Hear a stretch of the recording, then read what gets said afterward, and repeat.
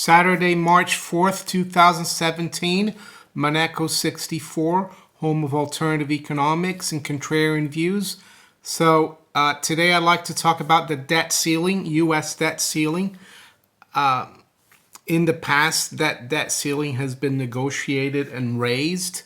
And the purpose of the debt ceiling is to try to limit the amount of debt that the U.S. government goes into, but it actually has not really worked because the national debt, for example, was around $1 trillion when Reagan came into power in 1981, and right now we're just under 20 trillion. So the debt ceiling hasn't really worked in performing its purpose, but I've noticed there's more and more articles these days, the last week or so, about the debt ceiling. There's one article, for example, in Zero Hedge today. It says, this is the only chart Americans should be worrying about right now. And it's, it shows how the debt, the Treasury, U.S. Treasury cash balance is actually dropping massively. And the U.S. only has about $109 billion dollars of cash right now, up until the debt ceiling suspension, is lifted. This is, the debt ceiling.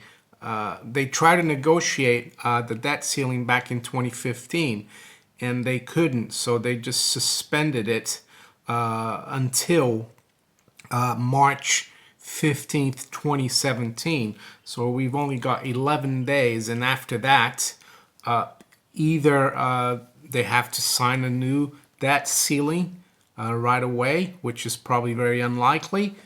The Treasury could use, what they say, they call extraordinary measures, and they'd have about 200 billion that they could dip into, and that would last probably another 4 months, and then the Treasury would have no cash.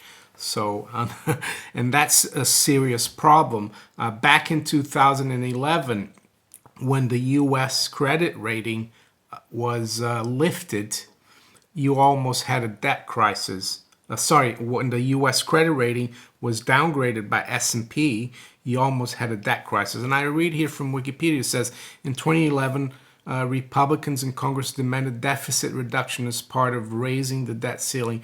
The resulting contention was resolved on August 2nd, 2011 by the Budget Control Act of 2011.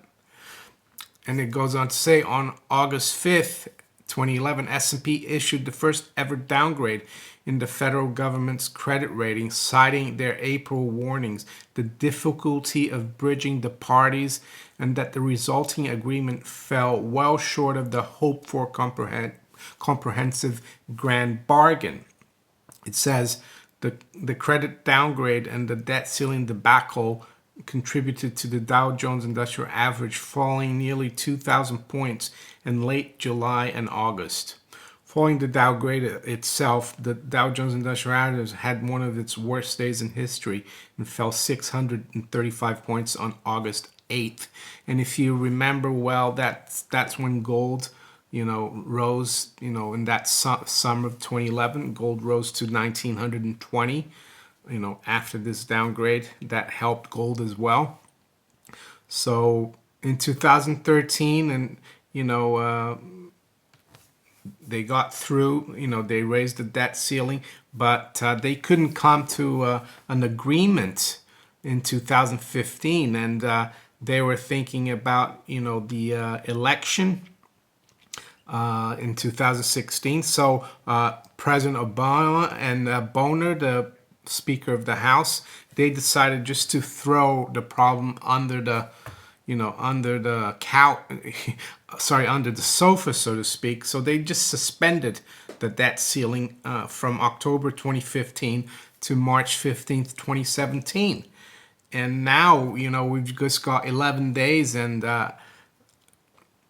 funnily enough, in his speech to Congress last week, President Trump never mentioned the debt ceiling, which is quite strange.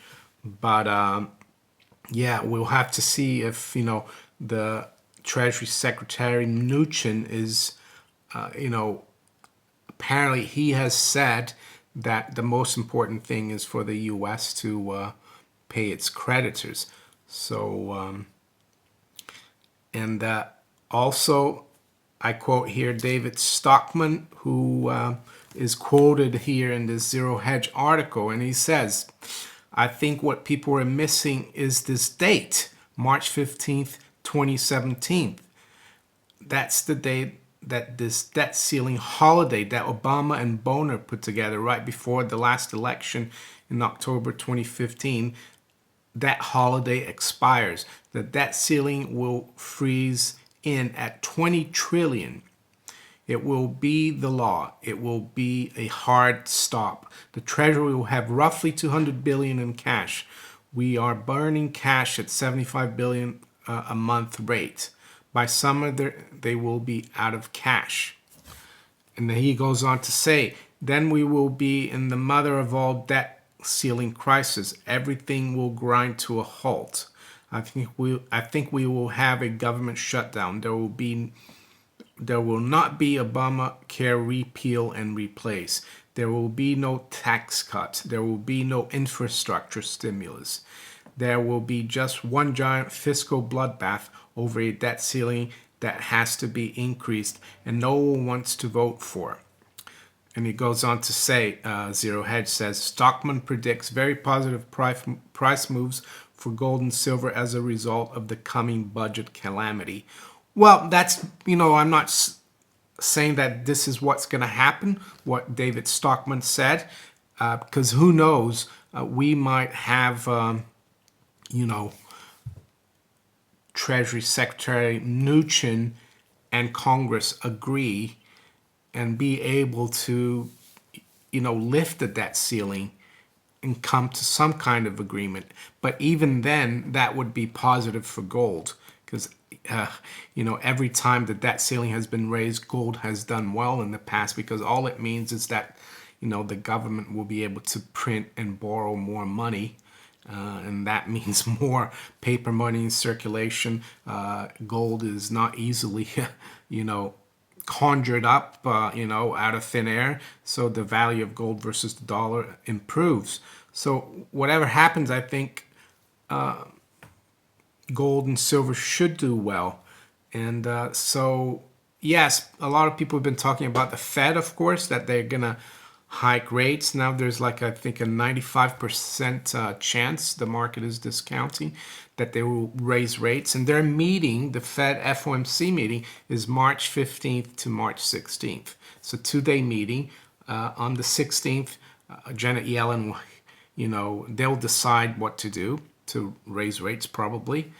And they also have a press conference. But don't forget, March 15th is the day that the debt ceiling suspension expires. So very, very interesting times. Just wanted to give my viewers a heads up. And beware of the Ides of March, which in the Roman calendar was March 15th, which was when Julius Caesar was assassinated in the Senate. And it's when people say beware of the Ides of March, it means that something ominous could occur. So if you enjoyed this video, please give me a thumbs up, share it far and wide, subscribe to my channel if you haven't yet. If you'd like to donate to my channel, there's some links below in the description. Take care and have a good weekend. Bye.